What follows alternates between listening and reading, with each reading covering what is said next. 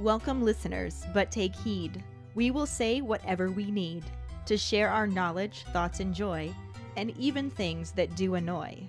So join us now, but be aware. We have a tendency to swear. We'll dial it back a little bit. But frankly, we don't give a shit.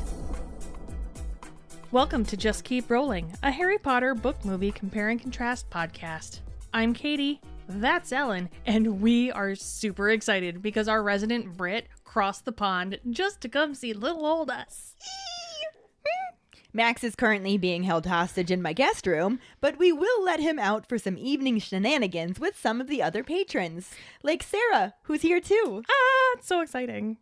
Also, this is the best part about having this podcast. I know. I love the people that it has connected us with and the community that we're building and growing, and just thank you to all of you for being part of it, even if it's just as a keeper who listens to us once a week, or as somebody who comments on our social media stuff, or as somebody who's taken it a step further and become patrons. Yes. We love all of you. You guys are so awesome. I love it. But before we get too sappy, let's just keep rolling into the rolling rehash.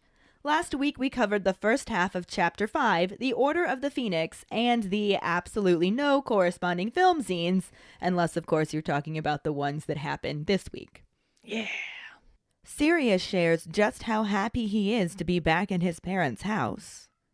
When it comes to cleaning up after the meeting, Bill seems to forget that he has magic. Molly enlists everyone's help with dinner, but between Tonks and the twins, she may actually have preferred a midnight mealtime. Mundungus's klepto brain never sleeps while his conscience is possibly in a coma. And Harry might finally get some questions answered thanks to his dogfather, and no thanks to his second mother.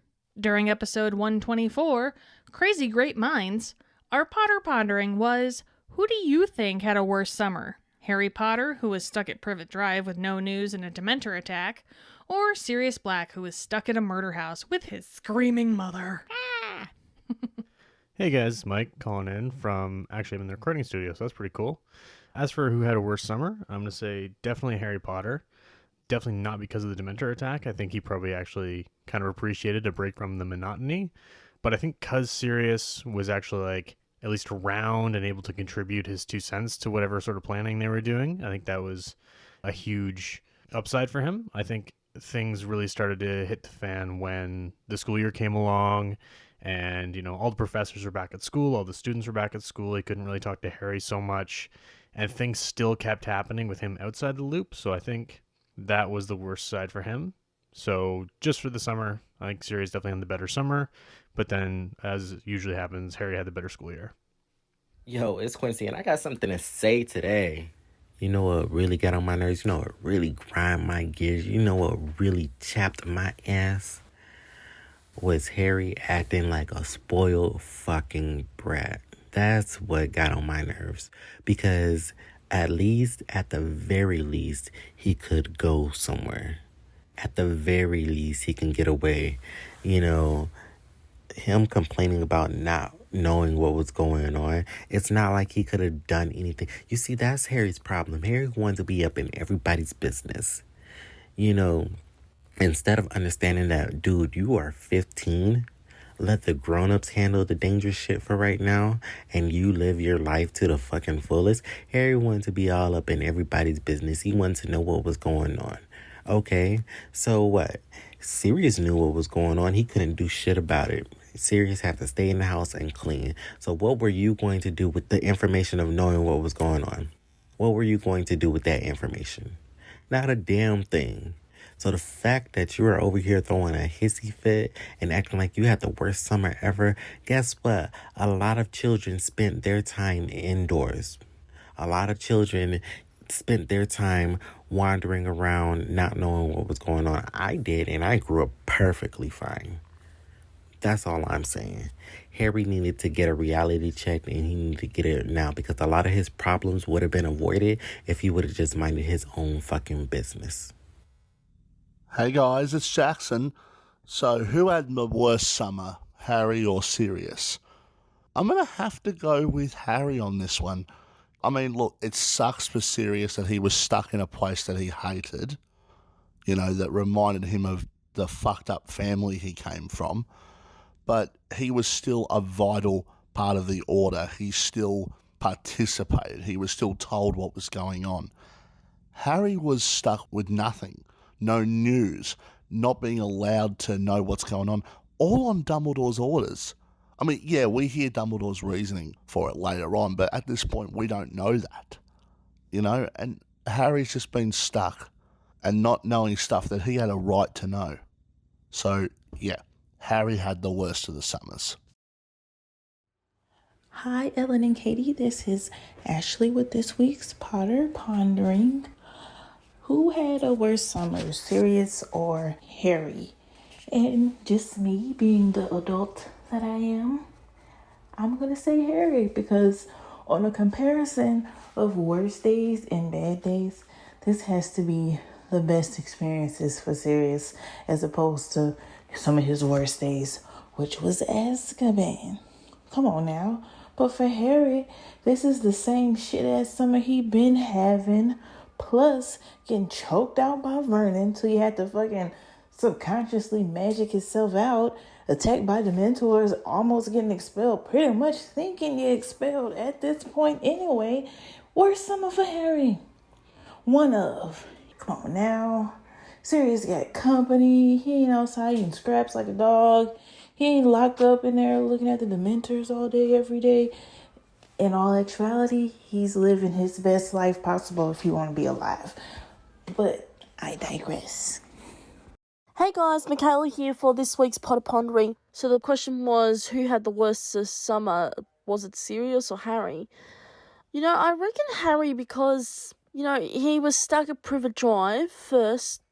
No news of anything. Not even more info from his friends and that. He went a whole scrap of summer without any news and that. And also followed by the Dementor attack and then getting expelled, then the hearing and that, and also then suddenly when he comes back, he's suddenly told everything, and it's like he should have been told in the first place. Yeah, so that's it. See you guys. Thank you so much for your responses. Our trivia question last week was, where does Kingsley Shacklebolt lead the Ministry to believe that Sirius has been hiding? Kingsley was feeding the Ministry the information that Sirius Black was currently hiding in Tibet. Tibet he was. Son of a... Ellen, fuck off. Congratulations goes to Mike Riley. Woohoo! He said he needs to pop up every now and then to make sure no one beats his streak, which, just as a reminder for everyone, it's at 11 weeks in a row. Mm-hmm. Will anyone ever beat it? We shall see. For now, let's just keep rolling into the second half of Chapter 5, The Order of the Phoenix, and the corresponding film scenes. Chapter 5, The Order of the Phoenix, Part 2. Mrs. Weasley and Sirius continue arguing about whether or not Harry should be given information about Voldemort, Sirius pointing out that he isn't a child, and Molly pointing out that he isn't an adult or James. Sirius coldly tells her that he's perfectly clear who he is, and she fires back that she's not sure because sometimes he talks about him like he thinks he has his best friend back. Harry wants to know what's wrong with that, and she replies that no matter how much he may look like his father, he's still in school, and the adults responsible for him should not forget that. Sirius takes this as her calling him an irresponsible godfather, and Molly clarifies that she means he has been known to act rashly, which is why Dumbledore keeps reminding him to stay home. Sirius loudly requests they leave Dumbledore's instructions to him out of it, and Mrs. Weasley asks for her husband's support. Arthur cleans his glasses to delay responding, then slowly reminds his wife that Dumbledore knows Harry will have to be filled in to a certain extent, now that he's staying at headquarters. Molly reminds them that there's a difference between that and inviting him to ask whatever he likes, and at this point, Lupin speaks up to state that he thinks it's better if Harry gets the basic facts from them and not a garbled picture from others. Mrs. Weasley realizes she's going to be overruled and tries to share one last thing as someone who has Harry's best interests at heart, but Sirius cuts her off to tell her that he is not her son. She fiercely says that he is as good as, Who else has he got? And when Sirius reminds her that he has him, she reminds him that he wasn't able to look after him while he was in Azkaban. As Sirius starts to rise out of his chair, Lupin speaks up again to remind Molly that she isn't the only person who cares about Harry, and to tell his best friend to sit down. He then continues speaking, saying that Harry is old enough to have a say in this, and Harry immediately says that he wants to know what's going on. Mrs. Weasley accepts this, but tries to send her own children and Hermione off to bed. Fred and George immediately begin bellowing that they are of age, as Ron and Ginny both shout about wanting to know, and Harry being allowed. Mr. Weasley wearily says that she can't stop Fred and George because they are legally of age, so she relents but insists that Ron and Ginny need to leave. Ron points out that Harry will tell him and Hermione everything anyway, and Mrs. Weasley shouts her acceptance of this fact, but still sends Ginny to bed. Ginny does not go quietly, waking Mrs. Black's portrait in the process and adding her ear-splitting shrieks to the din. Lupin slips out to silence the portrait, and when he returns, Sirius turns to Harry and asks him what he wants to know. Harry asks where Voldemort is and what he's doing, saying that nothing in the Muggle news has given any indication of his presence. And Sirius explains that it's because there haven't been any suspicious deaths that they know of yet, and they know a lot. Harry wants to know why he has stopped killing people, and his godfather explains that he doesn't want to draw attention to himself, saying his comeback wasn't quite how he wanted it. Lupin smiles and tells Harry that he messed it up for him, which confuses Harry. Sirius explains that he wasn't supposed to survive, meaning no one but the Death Eaters would know that Voldemort had come back. But Harry escaped and immediately alerted the only wizard that Voldemort has ever feared, Dumbledore. Sirius explains that Dumbledore was able to recall the Order of the Phoenix about an hour after Voldemort's return, and Harry wants to know what the Order has been doing. Sirius tells him that they are working hard to make sure Voldemort can't carry out his plans, which Dumbledore thinks include building up his army. Harry wants to know how they are trying to stop him from getting more followers, and Bill says that it has mainly been trying to convince as many people as possible that you-know-who has returned, but it's proving tricky because of the Ministry's attitude. Tonks reminds Harry how Cornelius Fudge behaved after you-know-who came back, and tells him that his position hasn't shifted at all, and he is absolutely refusing to believe it's happened. Harry wants to know why he's being so stupid, and Mr. Weasley and Tonks explain that it's because Fudge is frightened of Dumbledore, thinking that he's plotting to overthrow him to become Minister of Magic himself. He has never quite forgotten the popular support that Dumbledore had for the job, even though he never applied for it or even wanted it. Deep down, Fudge knows how much cleverer and more powerful Dumbledore is than himself, but has become so fond of power that he has managed to convince himself that Dumbledore is just trying to stir up trouble. He doesn't want to face the trouble the Ministry hasn't had to cope with for nearly 14 years, and while the Ministry is insisting that there is nothing to fear from Voldemort, it makes it more difficult for the Order to convince people that there is. Since the Ministry is also leaning heavily on the Daily Prophet to avoid printing any of what they are calling Dumbledore's rumor-mongering, most of the wizarding world doesn't even know anything has happened, making them easy targets for the Imperius Curse. Harry asks the present members of the Order if they are telling people, and they all smile humorlessly. Sirius points out that everyone thinks he's a mass murderer, so he can't exactly go hand out leaflets. Lupin says that as a werewolf, he's not a popular dinner guest. Tonks and Arthur would lose their jobs at the Ministry if they started talking, and it's really important to keep spies in the Ministry. Mr. Weasley shares that they've been able to recruit some new people, like Tonks and also Kingsley, who has been a real asset since he's in charge of the hunt for Sirius and has been feeding the Ministry information that he's in Tibet. But it basically just leaves Dumbledore to put the news out there, and it's gotten him in a lot of trouble because now they're trying to discredit him. He's been voted out of the chairmanship of the International Confederation of Wizards, has been demoted from Chief Warlock of the Wizengamot, and they're talking about taking away his Order of Merlin First Class, too. Bill grins and says that Dumbledore doesn't really care, as long as they don't take him off the chocolate frog cards. But Mr. Weasley points out that it is no laughing matter, because carrying on like this could land Dumbledore in Azkaban, which is the last thing they'd want. Harry figures that the news is bound to get out eventually if Voldemort is trying to recruit followers, but Sirius reminds him that he is well practiced at operating in secrecy. Plus, he has other plans too. Harry wants to know what he's after aside from followers, and Sirius vaguely explains that it's something like a weapon that he can only get by stealth, something that he didn't have last time. When Harry asks if it's something worse than Avada Kedavra, Mrs. Weasley speaks up again to stop the conversation. She insists Harry, Fred, George, Ron, and Hermione all head to bed and snarls a shutdown when Fred tries to argue. Trembling slightly, she looks at Sirius and says he's given Harry plenty of information anymore and they may as well just induct him into the order straight away. Harry immediately agrees to this, saying he wants to join and wants to fight, but this time it's Lupin who says no, that the order is comprised of overage wizards who are out of school. He agrees that they have said enough, and Sirius shrugs but doesn't argue. Recognizing defeat, they all stand up and follow Mrs. Weasley's order to head upstairs. The movie scene starts out in the kitchen of Grimmauld Place, where everyone is sitting at the dinner table and the camera is focused on Crookshanks, who is licking his lips after ingesting the extendable ear. It cuts over to one of the twins, who is silently cursing the cat, and then over to Tonks, who is magically making her nose look like those of different animals, to Ginny's amusement. During all of this, Harry is having a conversation with Sirius, trying to understand what the Ministry of Magic has against him, and Moody speaks up to tell them to show him, since he will find out soon enough. The entire table falls quiet and looks awkwardly around at one another, as Kingsley shakes out a copy of the Daily Prophet and passes it over to Harry. As he looks at a huge headline on the front page that reads, "The Boy Who Lies," Sirius explains that the newspaper has been smearing Dumbledore as well. Fudge has been using his influence to smear anyone who claims Voldemort has returned. Harry wants to know why, and Lupin explains that the minister thinks Dumbledore is after his job.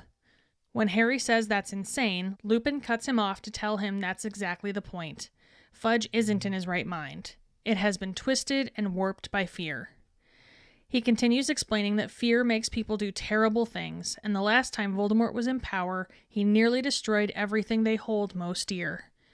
Now that he has returned, he thinks Fudge will do anything to avoid facing that terrible truth. Sirius speaks up to share that they think Voldemort wants to build up his army again, because 14 years ago he had huge numbers at his command, witches and wizards and all manners of dark creatures.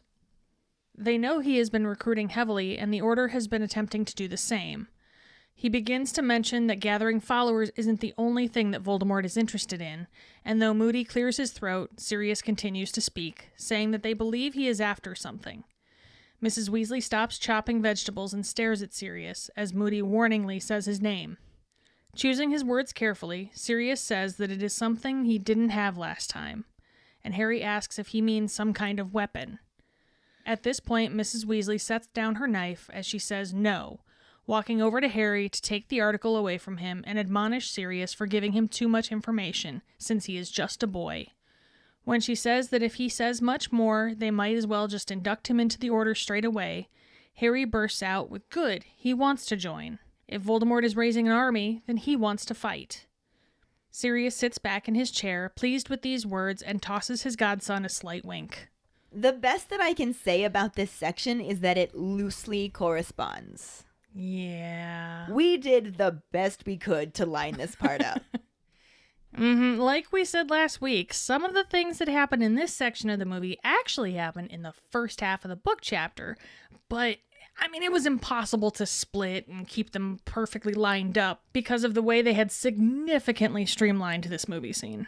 Yeah. The location and general timing's the same in the kitchen at Grimmauld Place. Sure. But as we already learned last week, in the book, they've eaten dinner. Yeah. And Mrs. Weasley was just about to send everyone off to bed before Sirius stops her and basically invites Harry to ask some questions. Which I'm sure she was not a fan of. Oh, we're about to talk about that. Right. And as you heard in our summary in the movie, Harry does get to ask some questions, but it isn't quite the same to do as in the book. Plus, it happens as Mrs. Weasley is preparing for dinner, so there is that minor timeline change. At least it isn't one that changes the whole story. Yeah, That's there is something. that, yeah. So the movie scene joins us back in Grimmauld Place at dinner time with everyone sitting around the table. Ding. Ding. Yeah. We see Crookshanks trying to get the last of the ear out of his teeth, while one of the twins silently hopes he chokes. Not really that silently. It wasn't. His face was screaming. It really was. Down the table, in a lighter mood, is Tonks, who is changing her face into different animals to make Ginny laugh. And this is what we were talking about last week when Tonks was changing her nose. But the book definitely made it sound more like she was just changing it into different human noses. Yeah.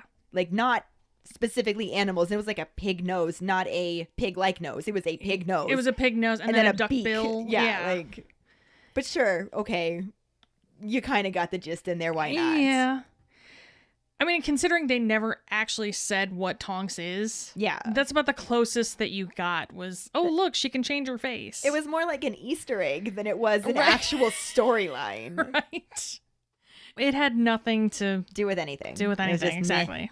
Sure, why not? Like I said. Mm-hmm.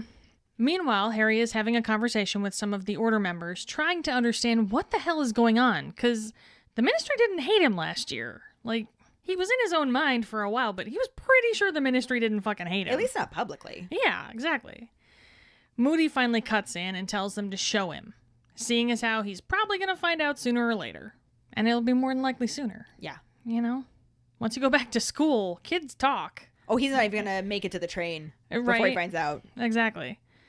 But it should probably come from them. If he's going to hear it, Might soften the blow. you know, yeah. He'd at least have people who know what's going on and not just kids being dicks. Yeah. You know. A hush falls over the table and everyone looks around as Kingsley hands Harry a copy of the Daily Prophet, which has a huge-ass headline reading, "The Boy Who Lies?" Big question mark. And a big picture of Harry from the Triwizard Tournament. So clever. They dropped the V from The Boy Who Lives to get The Boy Who Lies. Oh, they're real finger cuts there, aren't they? No, I bet someone over there was so pleased with themselves for thinking of that. Now do you see how irritating it is when you're so pleased with your little puns, Ellen? I don't see the correlation. Oh, I do. For the record, it was probably Fudge himself who thought of that. And if it was, that was also probably the cleverest thing that he's ever done in his life ever. That is true. But speaking of Fudge, then the headline changes to "Fudge, all is well," with a picture of that dumbass. See, I would have gone with Fudge, all is hell, because I can change one letter too. But he wanted it to be all is well. I'm just making a point. Well done. That's the only attaboy you're getting from me today, though. Oh, challenge accepted. Anyway, Sirius tries to make Harry feel better by pointing out that they've been attacking Dumbledore too, so it's not just Harry, right? Like, yay? I'm sure that's a huge comfort to him at this point. He's in good company, essentially. I mean, really, it's anyone who says Voldemort has returned, because you don't want that shit out. Right, it's all is well, not all is hell. Exactly. Except that it is all is hell. Except in reality. And not Fudge's head. Yeah. So he's just going to go ahead and tell the papers what to print while the whole wizarding world goes to hell in a handbasket. See, all is hell. I'm just in a saying. handbasket. All is hell in a handbasket. But this also basically leaves out all of the argument that Mrs. Weasley and Sirius have about whether or not Harry should be given information about Voldemort. Mm-hmm. And we mentioned this at the end of our compare and contrast section last week, is that Sirius and Molly are totally fighting, and none of what we're about to talk about was shown in the movie scene. Yeah. There was a little tiny bit of it in the extendable ear portion. There was some tension, for sure. Yeah, like you heard the, you know, The comments he's just existed. a boy, and he's as good as, Yeah. you know. And They absolutely referenced it. mm-hmm. They did not include it. No. You had to be paying a fucking attention. Like, Which we have been, but we have been, but casual movie watchers may not have been. And I'm not going to lie, when I saw it in the theaters, I had no idea what they said, because theaters don't have closed captions. Right. They should, by the way, side note. yeah, they should. Mm-hmm. You definitely do miss things, especially things that are said in an accent. The words don't always process properly. Yeah. But then when you get the description of loud gasp, or And I know that that is very helpful to people who actually need the captions, Yeah. but it's still, I love the way that they come up with to describe sound effects. Mm-hmm. I love it. I love it. I'm so glad that they're doing that, and I want more of it. It's amazing. I love it. really I is. love it. I want some more of it.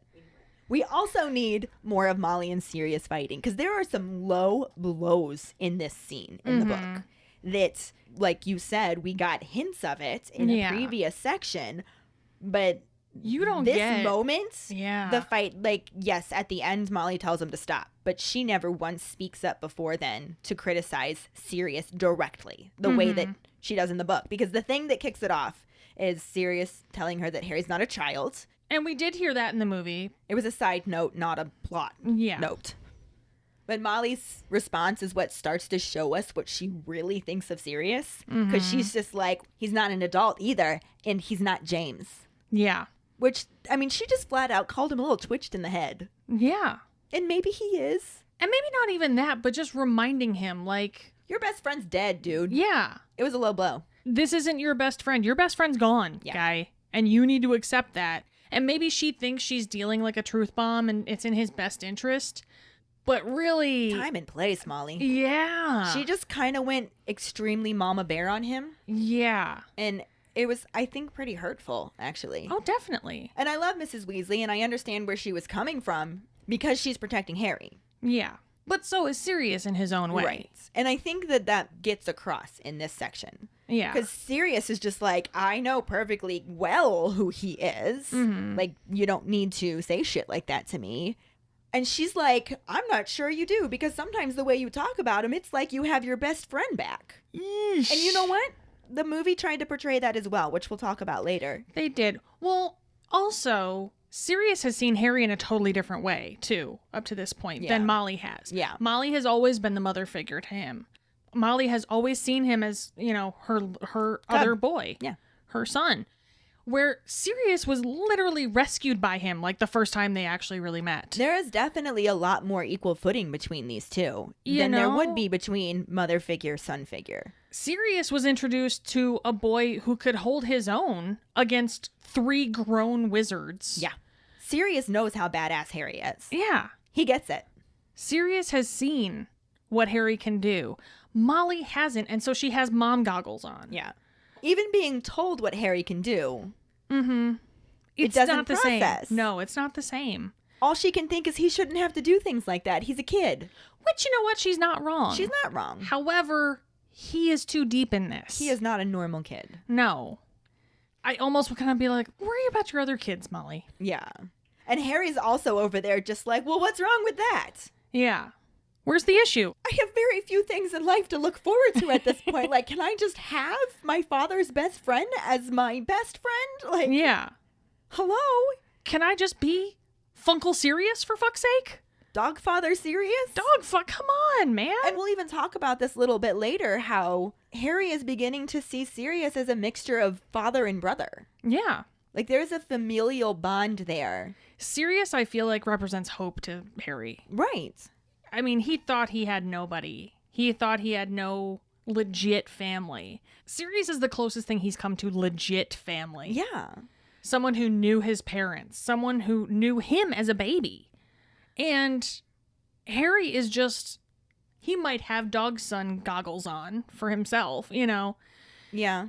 But also, they're in two so similar situations, Harry and Sirius, because Harry is stuck with the Dursleys most of the time. Not right now, but most of the time. And I mean, that's why that became our Potter Pondering, is who had it worse, because they were very similar situations. Exactly. And Sirius is stuck in this house. And the bond that the two shared was really important to both of them. And I get that Molly was trying to protect Harry, but it was also kind of a shitty thing for her to try and take away from them both. Yeah. For two people who don't really have that much. Yeah. At least they had each other, and she was kind of trying to hold him back from that. Yeah. And I know it was out of protecting Harry. It was out of love, but it was still not the right thing to do. And even when Harry asks what's wrong with that, her response is, no matter how much you may look like your father, you're still in school, you're still a child, and the adults responsible for you need to remember that. And she's not wrong. She's not wrong. It's just not how she should have gone about it. Yeah, I think it definitely could have been a conversation to have in private, not in front of Harry and the other kids, Yeah. if it needed to happen at all. But I also think that Molly's got a little bit of control issues when she gets into Mama Bear mode, and that's something she probably needs to work on for herself. Definitely. But when she makes that comment about the adults responsible for him not forgetting that, Sirius just hears, "You're an irresponsible dog father," which she kind of is saying. She clearly thinks that he's irresponsible, because when she clarifies what she says, she's like, "You've just been known to act rashly. It got you put in Azkaban, dude. Like, I don't know what to tell you. You say you're here for Harry now, but you couldn't be when you were in Azkaban for 12 years. That's low. It is low. It's so low. I just can't wrap my head around how low it is. I love Molly. And she's so wonderful, and she's so fucking fierce, and I love the hell out of her. But that was not okay. No. But everybody makes mistakes. Everybody says things out of emotion, and this is where she is. She is in an emotional protect Harry Mama Bear moment. Yeah. And not to it sounds to me like she doesn't understand the whole story either. I honestly don't know that she does. No. Probably because she's never bothered to ask Sirius. Yeah. You know, she knows what she's heard from other people. She knows what she's read in the paper. She knows what has been explained to her. But she has never gone to Sirius, undoubtedly, and just been like, oh, I'm sure. Look, guy. And like I said last week, in some ways, I think she views Sirius much the same way she views Mundungus. And I think that she kind of blames Sirius for getting himself put in Azkaban because he acted rashly. I think that's what that comment says. Yeah. And it's clear that she feels that all that time in Azkaban merely just stunted any emotional growth he could have gone through had he not been in. So she's just under the assumption that he's the same crazy ass dude. Which, I mean, in some ways he is. He is. But he also makes some very valid points that she refuses to accept and see. Yeah. And I think that she's ignoring the fact that Sirius deserves sympathy too. Mm-hmm. He has had a really rough life and has no one and is stuck back in the house that he desperately tried to get away from. Yeah. And it's just like, well, he's not a bear cub. He's not a boy. Mm-hmm. So she doesn't feel the need to try to take care of him like she does basically everybody else. Yeah. And I think that's just like a little bit of bias showing towards him. Definitely. But she tells him that, like, all of this is why Dumbledore keeps telling you to stay home. And Sirius is just like, can we not talk about Dumbledore's instructions to me? Mm-hmm. Like, that has nothing to do with what we can tell Harry or not tell Harry. Yeah. And Mrs. Weasley at this point is just like, Arthur, back me up here. Arthur's just in the corner going, right, as the peacekeeper. He actually takes his glasses off and starts polishing them, just really focusing on that. Maybe something will come to me the longer that I do this. right? And eventually he's just like, look, Molly, Dumbledore knows that Harry's gonna have to get some information now that he's literally staying here. We can't keep him in the dark. Mm-hmm. Things have changed a bit. He's here at headquarters, so we gotta fill him in. And Molly's just like, but there's that difference between just filling him in and inviting him to ask whatever the fuck he wants. I mean, he can ask what the fuck he wants, but you don't have to answer. Right. Like, you can't just shut down and be like, well, you can ask certain questions from this list of prescribed questions Right. that we have written out for you. And Harry doesn't even know what to ask at this point. He is so oblivious to everything. Yeah. He's going to ask really basic, generic questions. He'll get some answers. He'll be satisfied. Mm-hmm. This is the first time he's been within arm's reach of any information since the end of school. Right. Information beyond Dumbledore made us promise not to tell you and Order of the Phoenix. Yeah, like he's just found out that everybody basically hates him. Everyone who reads the Daily Prophet, at least. Like, he's just been made aware of certain things that he had no idea about, partially because he was a little too thick to actually read between the lines, literally. And maybe, just maybe, all of that information is going to get to him anyway, like they say in the movie, which we'll get to. But maybe, just maybe, you know, talk to him, have a conversation with him, support him through that shit. Yeah. Instead of trying to hide it from him. Yeah. This is what irritates me the most, is like, I get not telling him certain things. especially with Dumbledore kind of having the inkling that something's going on in his head and all that. So I get not telling him everything, but you can still lay out some basic facts for him. Absolutely. And that's even what Lupin says, because he speaks up to say it's probably better if Harry gets the basic picture from us instead of a garbled one from others. Yeah. And the way that he says others, Harry's just like, oh, Lupin knows that there's still some extendable ears. Right.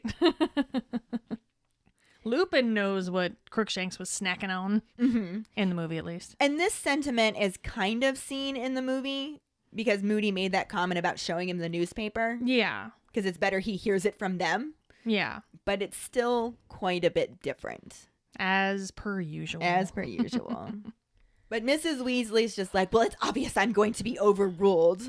So she just makes one last ditch effort to drive her point home. And she's just like, as someone who has Harry's best interest at heart. And this is when Sirius is just like, he's not your son. And she makes he's as good as. Which was in the movie, like we were saying. Wondering who else he's got. Yeah, that was mentioned very much in passing. In passing. Again, if you didn't have subtitles on, you were probably going to miss it. Right. And that's when Sirius is just like, he has me. And then Molly, like I said earlier, makes that comment about how he wasn't able to look after him while he was in Azkaban and just like, twist the knife a little bit. Yeah. Pours some salt on the wound. Yeah, a little squeezes bit. a lemon. All stuff that Sirius may be doing in his own mind himself. Oh, for sure. But it's so much worse when it comes from the outside. Yeah. Sirius has to be beating himself up. Oh, over for sure. Everything. Especially since that's all he can do. All he can do is sit around and stew in all of the ways that he has messed up that has gotten him to that point. Yeah. I'm going to go cry for Sirius. Hold on. I know, right? But yeah, we all went through quarantine, guys. We know what happens. And he didn't even have Netflix to binge. Exactly. He didn't have Netflix. He didn't have Spotify. He didn't have TikTok. He had Buckbeak. He had Buckbeak. That was it. That can only be and entertaining his mother's for so portrait and creature. long. Right? Woo. Great. In a murder house. In a murder house. In a goddamn murder house that he hated growing up in and is now stuck in. Found our Potter pondering. I don't even know which would be worse for Sirius, being trapped back at his childhood home or being in Azkaban.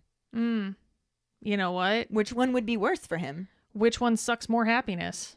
But yeah, so that's what I want to know. That'll be our Potter pondering. Obviously, Molly's comment upset Sirius, and he just full on stands up. But Peacekeeper Lupin, between Lupin and Arthur, we got people that know how to calm down the others. Yeah. Lupin's just like, Molly, you are not the only person at this table that cares about Harry. Check yourself. Yeah. But then he's also just like, Sirius, sit the fuck back down. Yeah. Like, what are you going to do right now to Molly Weasley, to Mama Weasley? What are you going to do to her right now in front of her children that would be a good idea? Sit down. In what world does this end well, Sirius? Do tell me. Because I can tell you, in no world. But Lupin being Lupin also knows to just keep going. Distract. He says, Harry's old enough to have a say in this. Which Harry's just like, I want to know. Tell me what's going on. That's all I've wanted to know all fucking summer. Just tell me. Just tell me. So Mrs. Weasley's just like, fine, whatever. But Fred, George, Ron, Hermione, Ginny, you all need to go off to bed. Oh, I don't think that's going to go well, is it? It does not. No. It does not. Fred and George immediately start screaming that they're of age. They want to stay. Like, you can't send us to bed. We're of age.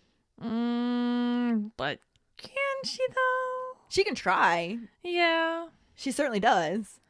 Ron is shouting about how Harry's allowed. I want to stay. Harry's allowed. And Ginny's just like, I want to know. They're all like, also all of these redheads are just screaming right now. Right. Some fiery gingers. Yep. And Mr. Weasley's just like, you can't stop Fred and George. They are legally of age. So she's just like, fine, whatever. But Ron and Ginny, you need to go to bed. And she's also like, Hermione too. Like, I know that you're not my kid, but she knows, but she's like, go to bed. And Ron's just like, hello, Mom. Harry is going to tell me and Hermione everything that he learns as soon as we see him next time anyway. There's no point in keeping us out. Yeah. And she's just like, fine, whatever. But Ginny, you are going to bed. And I mean, same argument, but okay. Well, at this point, they don't really know that there is a good bond between Ginny and Hermione or anything like that. Yeah. She just needs to win one fight here. So she is not going to back down on this one. And unfortunately for everybody in the house, Ginny is also not going to let this one slide. And she goes, muttering under her breath, maybe even yelling at some points. Pure teen angst. Oh, yeah. And all of the noise that she's making also wakes up Sirius's mom's portrait. So now we have the screaming coming from crazy Gary Oldman's mom. Yes. You like that? Crazy Gary Oldman's mom. That works. But yeah, she's not pulling any punches. The one quote that I have always felt relates to Ginny so much is, though she may be little, she is fierce. Tiny, but fierce. Yes. I can't blame her. No. Could you imagine being the one sibling that doesn't get to Christ. stay and hear the information when it's a 1 year age difference? I'd lose my shit. And girls are more mature than boys typically anyway. Right? Like, that is 100% Mama Weasley making a point and just asserting some kind of dominance in some way because she has no control over anything else, and shit's scary for her right now. Yeah. Which I understand, but I'm not gonna lie, if I were Ginny, I'd be like, you know, maybe if I was let in on some of the more adult conversations, I wouldn't have been writing in Tom Riddle's diary. Yeah. What do you think about that, Mom? Mum, what do you think about that? Lupin slips out to quiet down the crazy Gary Oldman's mom. And then when he gets back, Sirius turns to Harry and he's just like, so what do you want to know? Ask and you shall possibly get an answer. No guarantees, but we'll try. But like I said, Harry stays pretty generic with his questions. He just wants to know what's going on. He's just like, where's Voldemort? What's he doing? Yeah. That does not mean you have to give crazy details that Harry doesn't need to know. Just Not at all, man. Harry's just over there like, nothing on the Muggle news has told me anything. There's no indication that he's back, and I don't understand that. But Sirius is just like, that's because there haven't been any suspicious deaths that we know about. Yeah. It hasn't reached the Muggle news because there's nothing to reach the news. So Harry's just like, well, then why isn't he killing people? He likes killing people. I saw him kill people. He's not killing people. What is going on? There is a lack of dead people, and I don't know why. Well, his dog father explains that at this point, he's just not trying to draw attention to himself. Yeah. He's being stealthy right now, and a string of Covert. bodies is not stealthy. And it's where he knows how to stay under the radar. Oh, yeah. And he especially has to stay under the radar because he didn't quite get the comeback he was hoping for. Yeah. That was supposed to be like a super sneaky, take Harry's blood, come back, kill Harry. No one knows. Yeah. It's just, where'd Harry go? And then, of course, take over the whole fucking world. That is Pinky and the Brain's plan right there. Yes. Wormtail, are you pondering what I'm pondering? That is just what happened. Lupin explains to Harry that you're actually the one that messed it up for him. It's like, his comeback didn't quite work out because you were never supposed to survive. Yeah. Way to go. But since you escaped and then immediately told the one person that Voldemort never wanted to know, you kind of screwed things up for him. Good on you. Yeah. So yay, on one hand. But it didn't quite go over as shockingly as you would have thought. No, it didn't quite work out properly, but there are benefits to it, like alerting Dumbledore almost immediately after his return allowed Dumbledore to start the Order of the Phoenix back up within an hour of Voldemort's return. Yeah. Like, that was almost an instantaneous, oh, Voldemort's back, Order of the Phoenix, let's take this bitch down. Yeah. Got right under that fire and just lit it. Yep. And when you're talking about the fucking Dark Lord coming back, seconds matter. Yes. Yes. But bringing up the Order of the Phoenix now has Harry wanting to know what they've been doing. So Sirius explains that their main thing is to just block Voldemort's plans in any way that they can. Yeah. And Dumbledore thinks that one of his main goals is to build an army back up. Usually the correct next step. Yeah. Right. You come back from the dead, essentially. As far as anybody knows, you're not going to have a lot of followers because they think you're dead. You got to Yeah. get those back. You know, you gotta get that phone tree going. Right. You know, get everyone to call everyone else and let them know, hey, we're back in action. Have you heard about our Dark Lord and Savior? Have you accepted our Dark Lord as your personal savior? Oh, no. No. Have you accepted our Dark Lord as your personal savior killer? Yes, basically. Mm-hmm. Voldemormon. Did you just Voldemormon the villain of this story, Katie? So anyway, well, Voldemormon is trying to go door to door and build up his followers. Harry wants to know what the Order's doing to stop that. That's a logical question. Right. Like, what are you doing to stop that? And Bill's like, well, mostly it's been trying to convince as many people as possible that you know who is back, because if they know he's back, they can protect themselves to a certain extent of being imperious or something. Yeah. Because that's how he gets a lot of his followers. He steals them. Yeah. He does not play fair. What do you expect? He's on the dark side. He's not a good guy. No. He's not exactly someone you would think of when you hear the words fair fight. No. You know? But anyway, Bill says they're trying to convince as many people as possible, but that is proving tricky because of the ministry's attitude. Mm-hmm. Yeah, and not even a little bit of that happens in the movie. No. Like you said, no argument between Molly and Sirius, no protests from the Weasley kids, no tantrums from Ginny that wake up Mrs. Crazy Gary Oldman's mom. Partially because there was no Crazy Gary Oldman's mom in the movie, which, boo. Boo. Also, Harry doesn't even really ask any questions. He's just freely given some information about what it is that he'll find out eventually. Like, he's understandably confused considering that movie Harry doesn't even get the prophet delivered, so... Yeah. But then the information that he learns in the Daily Prophet in this section does correspond with what book Harry learned from Ron, Hermione, Ginny, Fred, and George in the first half of this chapter. So at least they got the information in there a bit. Yeah, a little bit. And it does kind of end up lining this part of the conversation that happens in the book. So having that information given here keeps it on track because they do make reference to it. When Tonks reminds Harry how Corny Fudge has been acting, like, you remember how he reacted when you first told him you know who came back? Yeah, that hasn't changed. Mm-hmm. Dude's still being completely irrational about it and refuses to believe anything that has happened. Yeah, things haven't gotten better, guy. And Harry's just like, but why is he being so stupid? Did you just hear the sentence you said, guy? I mean, answers in the question. Yeah. Just saying. And then Mr. Weasley and Tonks are both trying to explain that it's because Fudge is scared of Dumbledore. He literally thinks that Dumbledore is plotting to overthrow him so that he can become Minister of Magic himself. And Harry's just like, but why is he being so stupid? Like, nobody in their right mind would think that Dumbledore wants to be Minister of Magic. Yeah. And why would you think that Dumbledore wanted to be Minister of Magic and not pay any attention to the person who legitimately does want to rule the wizarding world? Yeah.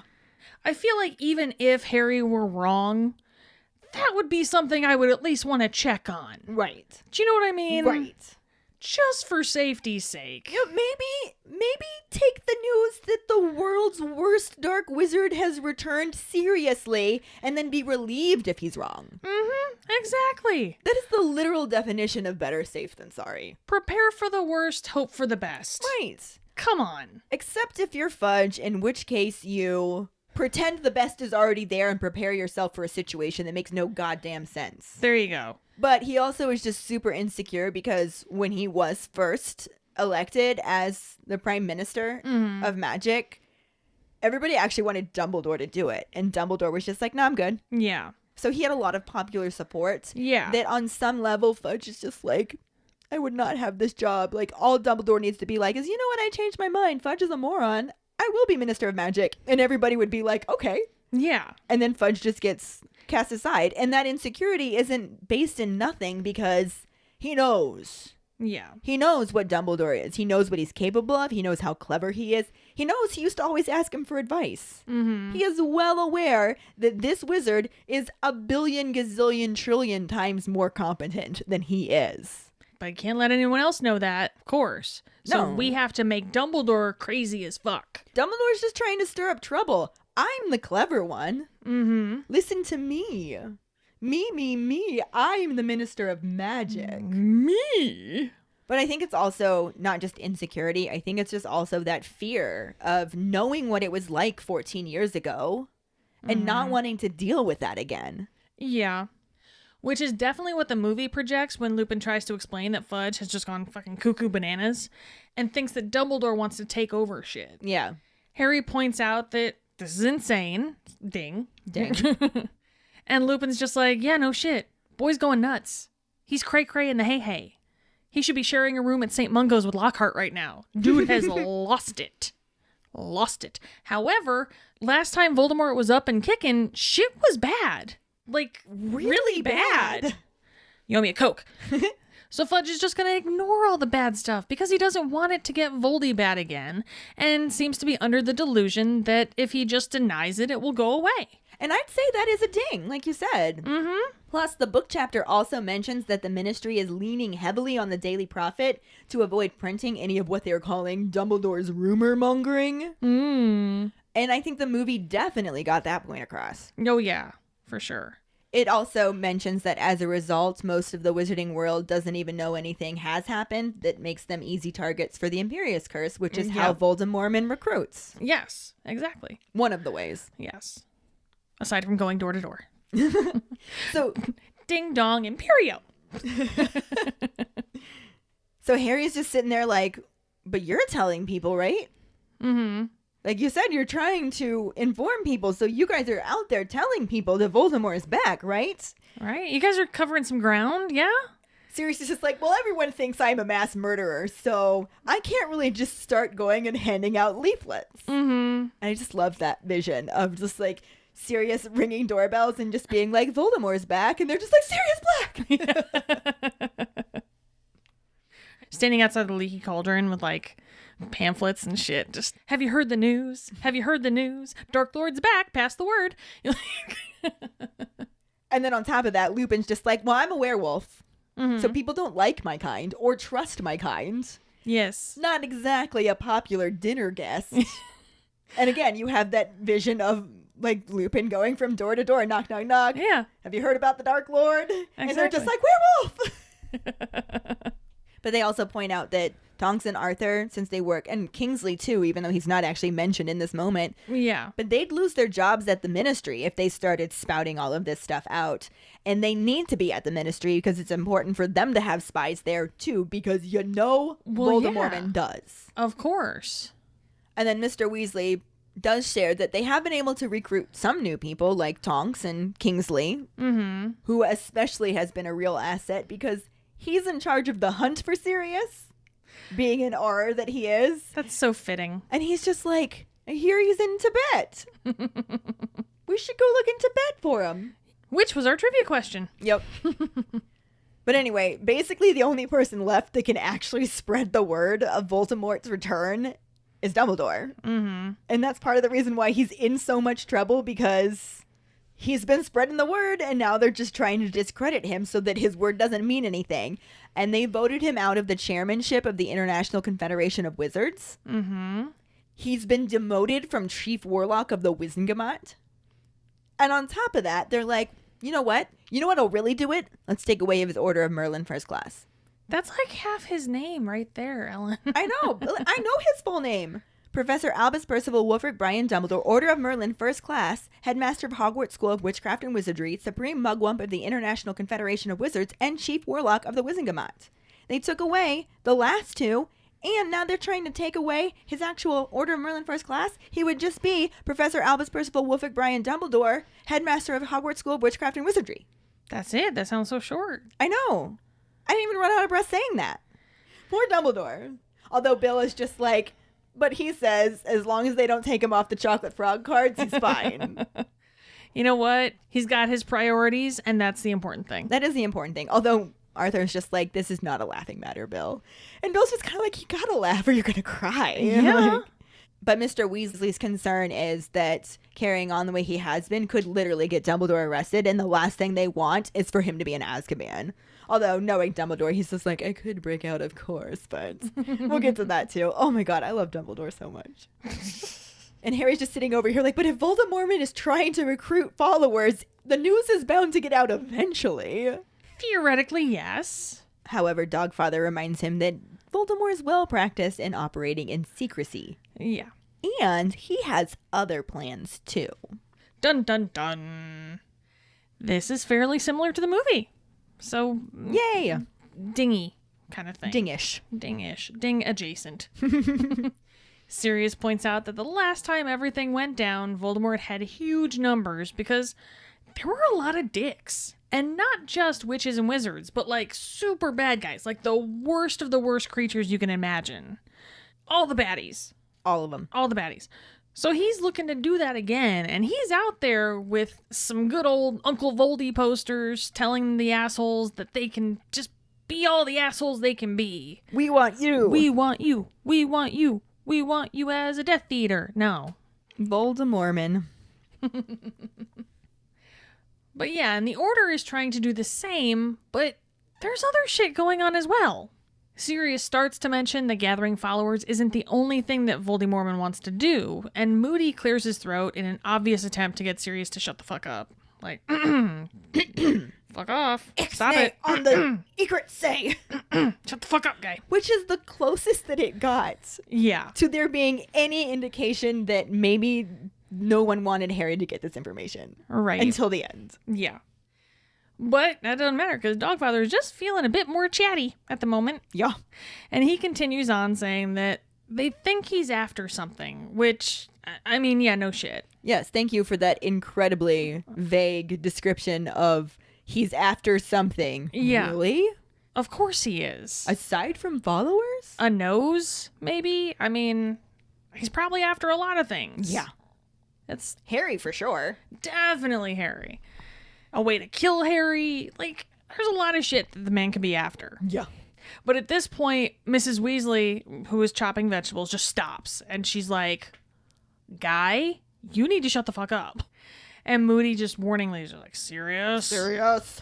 In that gruff and grumble. Yeah. Moody voice, which doesn't Yeah. happen in the book because he's not present for this scene. No, not at all. He dropped Harry off and stayed for the meeting and then left, basically. Mm-hmm. But Sirius, he's going to keep choosing his words carefully. He says that, it's something he didn't have last time. Again, very vague. Very vague. Super vague. This situation is not just handing Harry all of the answers to all of the questions.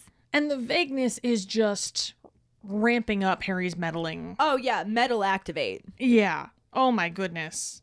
Well, he hasn't really gotten to use it all summer, so... He's tried. He's tried. The closest he's gotten to express his meddling desires is to lay underneath windowsills and listen into the news. Unless you're watching the movie, in which case he hasn't gotten to do anything. No, nothing.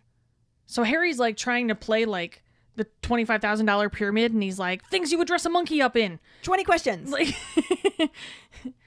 things you would say in Paris. Is it a mineral? Some kind of weapon. There we go. Bing. Okay. Yes. And aside from the fact that, like I said, Moody isn't in this part of the chapter, it is kind of similar to the book.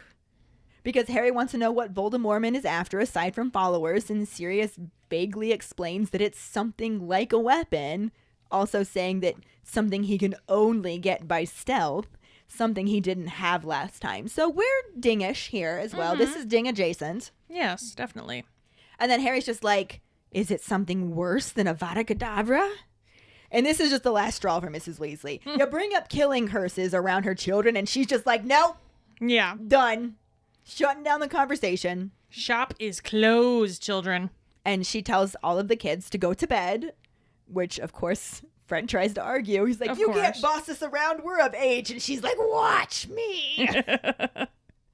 Molly's got the mom look locked and loaded right there. Just like, try me. And it was enough that they actually did not try and argue further than that. And they kind of recognized their defeat.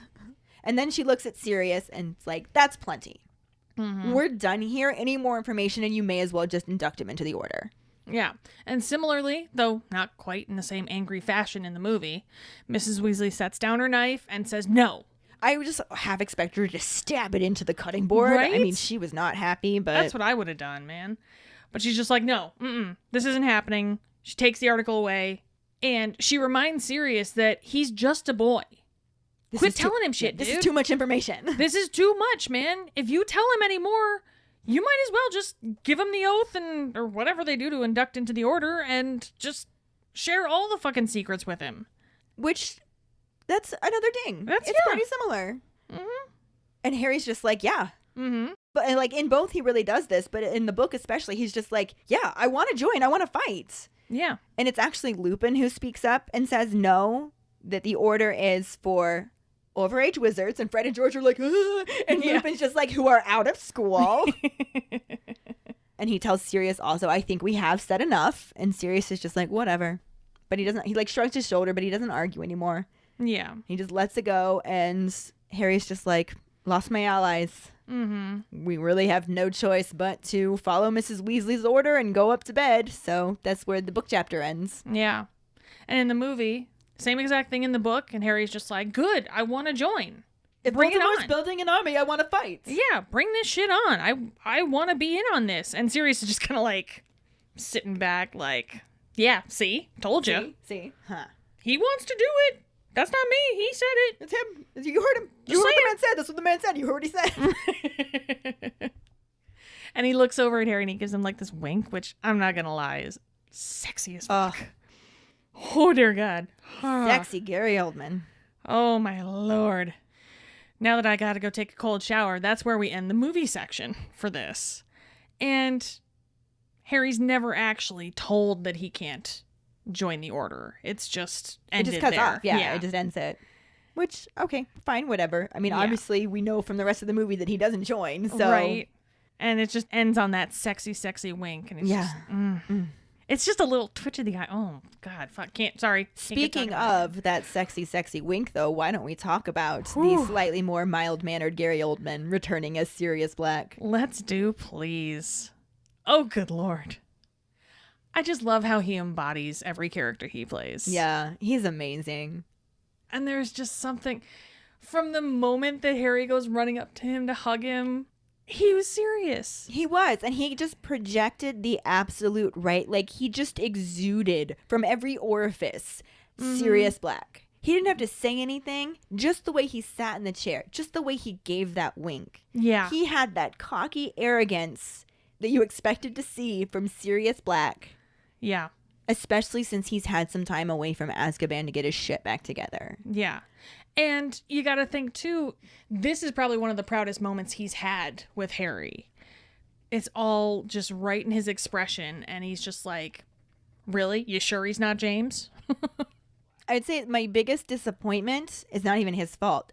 They left so many other things out of this scene that he could have done and been awesome at. I Oh, would definitely. have loved to see him and Molly, or in other words, Gary Oldman and Julie And Walters, Julie Walters, just yeah. go head to head. How fucking epic would that be? It would have been great. And I can't believe we got bilked from it. We really did. We got hoodwinked, is what we got. Mm-hmm. We also had David Thewlis as Remus Lupin. Who just also embodied Remus Lupin. He really did. He came across as the voice of reason, and that's And I think he always was. yeah. That's how I always saw the Marauders. Was Sirius and James were the troublemakers, more so Sirius, But the two of them definitely but the fed two off of them together, one another. yes. And then Remus was the one that like was the responsible one, Voice of reason. voice of reason, and then Peter was along for the ride. basically yeah. He was the little fanboy. Mm-hmm. Actually, the thing that disappoints me the most, I'm glad that he was in this scene, and I'm glad that they actually gave him some lines. Yeah. But oh boy, did he get bilked out of this movie. Oh yeah. And he does have some good moments later on, much later on. So in a couple of years, we'll probably end up Right. talking about it. Sometime next century, we'll Right. get to this talking point. But yeah, But he did such a great job, like, doing the teacherly, calming thing that he did when he was explaining things to Harry. you can't just put anyone in a cardigan and expect them to come across as well as he did. Oh, he did so good. You know, If Mr. Rogers was a werewolf, I'm Right? telling you what. Like, I was still a little irked awkwardly by the Sherlock Holmes mustache he had going on. But you know what? I'll accept it. It was such a minor thing. And it was not necessarily his fault either. Yeah. That just could be what they decided he needed. Yeah. But my thing with it is he is one of the few responsible adults in Harry's life. And it's such a shame that he gets that cast upon him as being something negative because of the werewolf that's not his fault either. Yeah. Because he is so kind and he's so understanding and he's so accepting and he's so helpful. He plays both an adult, a peer position for Harry, but he also gives him the chance to like grow. Like he's allowing Harry to know these things too. And I feel like even though it was minimal, that still shined through his performance. Mm-hmm.